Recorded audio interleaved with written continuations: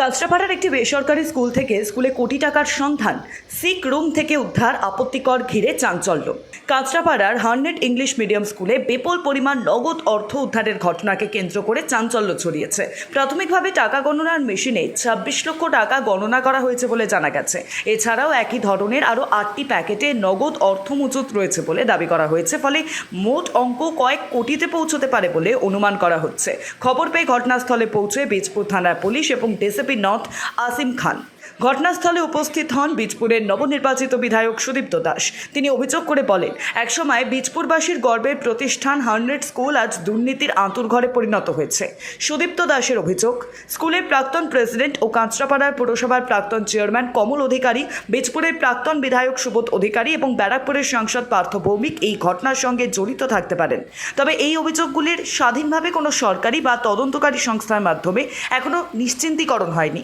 এছাড়াও স্কুলের সিক রুমে সুসজ্জিত বিছানা, দেওয়ালে আলমারি এবং অ্যাটাচড বাথরুম থাকার বিষয়টি নিয়েও প্রশ্ন উঠেছে। অভিযোগ, ওই আলমারি থেকে আপত্তিকর জিনিসপত্র পাওয়া গেছে, যা নিয়ে নতুন বিতর্কের সৃষ্টি হয়েছে। অন্যদিকে স্কুলের প্রিন্সিপাল জানিয়েছেন, নগদ অর্থের বিষয়ে তিনি অবগত নন এবং এ সংক্রান্ত তথ্য স্কুলের অ্যাকাউন্টেন্টস ভালো বলতে পারবেন। সিক রুমে কী রাখা ছিল সে বিষয়েও তিনি কোনো তথ্য জানেন না বলে দাবি করেছেন। ঘটনার প্রকৃত সত্যতা, উদ্ধার হওয়া অর্থের উৎস এবং উত্থাপিত অভিযোগগুলির ভিত্তি এখন তদন্তের মাধ্যমে স্পষ্ট হবে। পুলিশ ও প্রশাসনের পক্ষ থেকে এখনো আনুষ্ঠানিকভাবে তদন্ত রিপোর্ট প্রকাশ করা হয়নি। টাকা গণনা চললো সারা রাত ধরে। কত টাকা পাওয়া গেল? 1,77,00,000 সামথিং।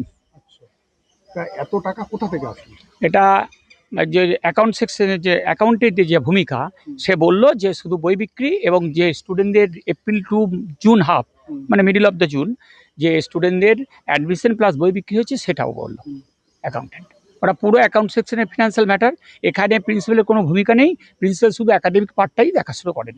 আপনার স্কুলে এত টাকা জমা পড়েনি বই বিক্রি এবং অ্যাডমিশনের জন্য? আপনার কোনো নলেজে ছিল না? না, ওরা তো ডেট আমরা ভাবি যে ব্যাংকে জমা দিয়ে এসছে, ও অ্যাকাউন্টের ভূমিকা ও যে দেয়নি তা তো আমাদের বলেনি। স্টেটমেন্ট, এটা ব্যাংকের স্টেটমেন্ট শুধু সেক্রেটারি আর হচ্ছে অ্যাকাউন্টেন্টেরই দেখে, প্রিন্সিপাল কোনো অ্যাক্সেসই দেয় না। আপনার অ্যাকাউন্টেন্টের নাম কি, সেক্রেটারির নাম? অ্যাকাউন্টেন্টের নাম হচ্ছে অভিক কুমার নাগ আর সেক্রেটারি হচ্ছে গৌতম ঘোষ দস্তিদার।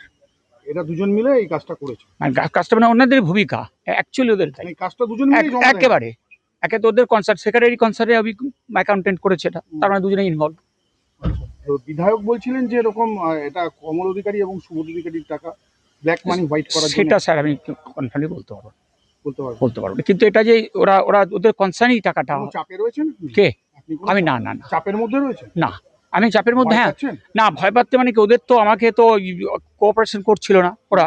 তারপরেই তো আমরা বিধায়কের আশ্রয় নিয়েছি আগেই, যে স্যার আমাকে কোঅপারেশন করছিল, এবারে হিসাব টিসাব সব দেয় না।